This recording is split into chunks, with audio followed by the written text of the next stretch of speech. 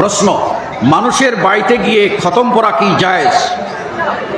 মানুষের বাড়িতে গিয়ে খতমকে আমি দুই ভাগে ভাগ করে দিই। একটা হলো কোরআন তেলাওয়াত।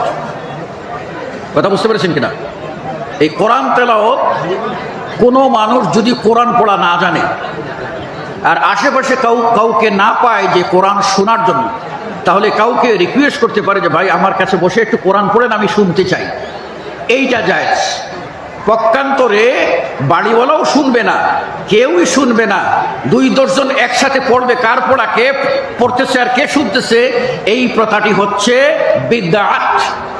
এই কথা হলো বিদআত, এটা জায়েজ নয়।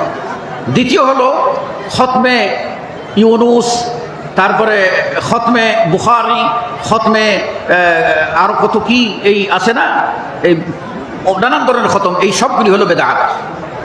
এগুলির ভিতরে কোনো রীতি ইসলামে নাই। রাসূল সাল্লাল্লাহু আলাইহি ওয়াসাল্লাম বলেন, মান আহদাসা ফি আমরিনা হাযা মা লাইসা মিনহু ফাহুয়া রাদ্দুন। কেউ যদি আমি যেটা সমর্থন করি নাই এমন কথা কেউ যদি বলে, এমন কথা কেউ যদি চালু করে, তাহলে সেটা হলো মারদুদ, সেটা প্রত্যাখ্যাত, নন অ্যাকসেপ্টেবল, আল্লাহ গ্রহণ করবেন না।